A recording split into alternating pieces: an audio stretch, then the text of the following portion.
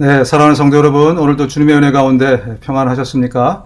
저녁 경건의 시간에 오신 여러분 모두를 주님의 이름으로 환영합니다. 오늘도 하나님이 또 화창한 또 올해를 열어주셨습니다. 이번 한 주간도 우리 모두가 주님의 은혜 가운데 평안과 기쁨을 유지했으면 좋겠습니다. 당초 20, 30대 사람들이 이게 코로나 감염률이 굉장히 낮다, 이렇게 보도가 됐었는데요. 이게 거꾸로 됐네요. 이제 이게 거꾸로 돼가지고 시간이 갈수록 정반대 현상이 나타나고 있습니다. 오히려 노년층보다는 20, 30대의 사람들이 확진자가 훨씬 더 많이 이렇게 생겨나고 있습니다. 특징을 보면 대부분 경제 개방을 일찍 한 그런 주들인데요. 플로리다, 사우스캐롤라이나, 텍사스 이런 주들이 앞다투어서 20, 30대가 확진자가 더 늘어나고 있습니다. 그런데 걱정거리는요, 우리 캘리포니아도 비슷하게 간다는 설명입니다. LA 카운티 경우에는 연령대별 확진자에서 18세에서 40세 사이가 39.7%로 가장 많았습니다. 우리 캘리포니아도 지금 예외가 아닌데요. 젊은이들이 밖에 나가서 활동을 많이 하다 보니까 확진자가 더 많이 생겨나는 것 같습니다. 그래서 더욱더 유의를 해야 될 것 같습니다. 지난 주말부터 시작해서 주일까지 4일간 굉장히 많은 사건 사고가 미국에서 동시다발적으로 일어났다는 소식입니다. 제가 지난 금요일날 말씀드렸듯이 준틴트 데이라고 그 노예 해방의 데이가 그날이었는데요. 그날부터 많은 시위가 또 전국적으로 있었죠. 그러면서 주일날 이제 파더스 데이가 있었는데, 이 기간 동안에 전국적으로 거의 100명이 넘는 그런 사상자가 생겨났다는 보도입니다. 아무래도 이제 치안이나 여러 가지 것들이 좀 허술해진 틈을 타서 이런 사건 사고가 일어났는데, 시카고에서는 어린이 5명을 포함해서 14명이 숨졌습니다. 그리고 또 워싱턴 주에서는 2명이 숨지고 7명이 다쳤습니다. 또 시애틀에서는 1명이 숨지고 2명이 다쳤고, 전국적으로는 105명 정도의 사상자가 발생했습니다. 네, 지난 주말 동안 또 하나님께서 우리에게는 은혜를 베풀어 주셨는데, 전국적으로 사건 사고가 참 많았습니다. 그렇습니다. 하나님께서 우리에게 은혜 주시지 않으면 이렇게 어려운 일들이 발생하게 되어 있습니다. 날마다 우리 하나님 앞에, 하나님 주기도문 우리 할 때마다 우리가 하듯이, 하나님 저를 다스려 주시고 지배해 주시고 또 이 하루도 주님의 은혜를 주옵소서, 이렇게 기도해야 될 줄로 믿습니다. 우리 함께 말씀을 묵상하도록 하겠습니다. 시편 51편 1절부터 12절까지의 말씀, 1절부터 12절까지의 말씀 함께 묵상하겠습니다. 하나님이여, 주의 인자를 따라 내게 은혜를 베푸시며 주의 많은 긍휼을 따라 내 죄악을 지워주소서. 나의 죄악을 맑게 씻으시며 나의 죄를 깨끗이 제하소서. 물은 나는 내 죄과를 아오니 내 죄가 항상 내 앞에 있나이다. 내가 주께만 범죄하여 주의 목전에 악을 행하여 싸우니 주께서 말씀하실 때에 의로우시다 하고 주께서 심판하실 때에 순전하시다 하리이다. 내가 죄악 중에서 출생하였으며 어머니가 죄 중에서 나를 잉태하였나이다.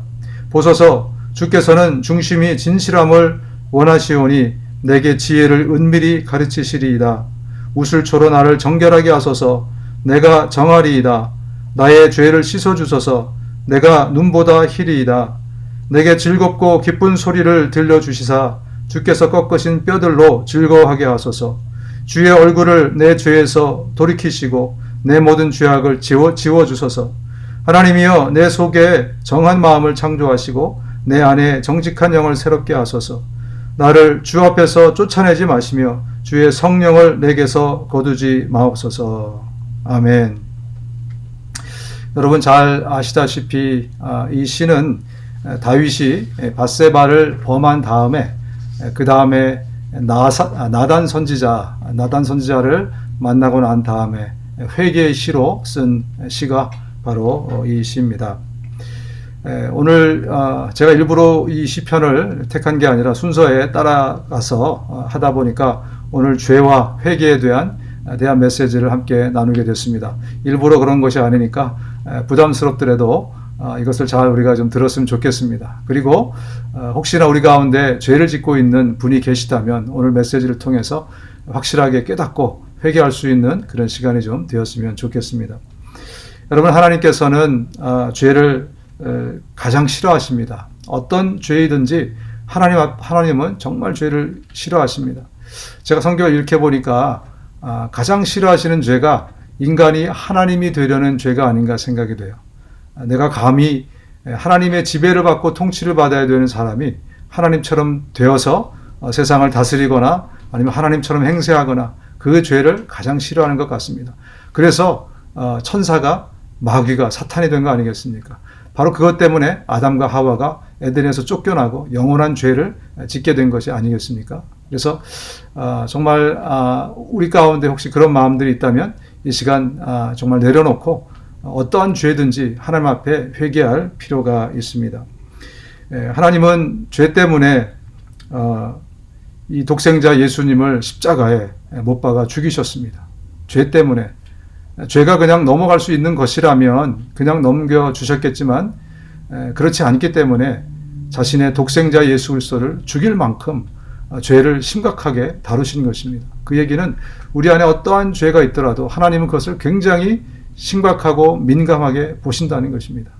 그래서 우리 믿음의 선배들 중에 우리가 정말 존경하는 사람들을 보면 날마다 자기 자신을 돌아봤습니다. 욥이 그렇게 하지 않았습니까? 자기의 자녀들이 잔치를 벌일 때마다 혹시나 죄가 있지 않겠나 생각해서 다음날 꼭 하나님 앞에 회개의 제사를 드렸던 것입니다. 그렇듯이 우리 가운데 죄가 있는지 없는지 늘 살피는 것, 이것은 너무나 중요합니다. 그런데 그게 회개가 아닙니다. 회개는 우리의 삶을 돌이키는 것입니다. 이렇게 입술로 고백해서 우리 하나님께 올려드리지만 우리의 삶을 돌이킬 때 온전한 회개가 되는 것입니다. 히브리서 12장에 보면 하나님이 하나님의 사랑하는 자녀들을 징계하시겠다 이렇게 말씀하십니다. 여러분, 오늘 하나님이 살아계십니까? 이 말씀이 정말 정확합니까? 그렇다면 우리의 삶에 하나님의 징계가 있습니다. 우리가 죄 지을 때 하나님이 징계를 먼저 주십니다. 근데 그 징계는요, 내가 알아들을 사인으로 주십니다. 아무리 무거운 징계도 내가 못 알아들으면 소용이 없겠죠. 그래서 하나님이 내가 알아들을 수 있는 수준의 징계를 주십니다. 어떤 분은 육체를 치시기도 하시고요. 어떤 분은 또 물질을 치시기도 하고, 어떤 분은 또 관계를 치시기도 하고, 내가 알아들을 수 있도록 하나님은 그렇게 하십니다. 혹시 하나님이 저와 여러분들에게 징계를 주시거든 하나님께서 다윗에게 나단을 보내신 것처럼 나에게 나단을 보냈구나, 바로 이것을 깨달으시고 즉시로 하나님 앞에 우리 입술로 먼저 회개를, 사실은 그것은 주님 앞에 잘못했다고 고백하는 겁니다. 그것은 온전한 회개가 아닙니다. 그러고 나서 온전한 회개인 삶을 돌이키시기를 바랍니다. 그래야 하나님과의 화평의 관계가 다시 유지가 되는 것입니다. 저는 오늘 성경을 좀 말씀드렸는데, 성경에서 정말 중요한 내용을 말씀드렸는데 혹시 여러분들 가운데 부담이 되시면 어떡하나 그런 마음도 있지만, 여러분, 이것은 하나님의 말씀이므로 우리가 엄중히 받아들일 필요가 있습니다. 함께 기도하시겠습니다. 하나님 아버지, 혹시 우리가 부지불식간에 지은 죄가 없는지 우리의 삶을 돌이켜보게 도와주시고, 하나님 앞에 정말 입술로 먼저 회개하고 우리 삶을 돌이켜 회개할 수 있도록 인도하여 주옵소서. 특히 우리 삶에 주님이 징계하실 때 바로 알아듣고 바로 주님 앞에 회개할 수 있도록, 삶을 돌이킬 수 있도록 은혜를 더하여 주시옵소서. 감사드리고 예수님의 이름으로 기도합니다. 아멘. 네, 이 시간은 성경의 문화와 풍습을 알아보는 시간입니다. 왜 성경에 회칠한 무덤이라는 표현이 있을까? 회칠한 무덤 같다. 이것은 과연 어떤 의미인가, 무슨 말인가를 한번 알아보도록 하겠습니다. 유대인들의 무덤은 굴을 파고, 그것도 좀 중산층이 갖고 있는 무덤입니다. 중산층들은 굴을 파고 거기에다가 시체를 묻었습니다. 우리가 봉분을 하는 것과는 땅에 묻는 것과는 다르죠. 그랬는데 거기에다가 시체를 넣은 다음에 돌로 그것을 막았습니다. 우리가 예수님의 그 십자가와 부활 사건을 통해서 모든 분들이 아셨으리라고 믿습니다. 그런데 거기에다가 석회를 가지고 하얗게 무덤을 칠해야만 됐었습니다. 왜냐하면 율법에 그 무덤을 만진 자는 누구든지 부정케 된다, 이렇게 말씀했기 때문에 그렇습니다. 그래서 유대인들은 거기가 그냥 절벽이나 아니면 그냥 뒷동산이 아니라 무덤이 있다는 것을 반드시 알려줘서 다른 사람들로 하여금 그 무덤을 터치하지 않도록, 부정케 되지 않도록 그렇게 한 것입니다. 또 한 가지는요, 가난한 사람들은 어떻게 했느냐, 할 수 없이 땅에다가 묻었습니다. 땅에다가 묻었기 때문에 그 땅을 밟고 지나가면 어떻게 되죠? 또 부정해집니다.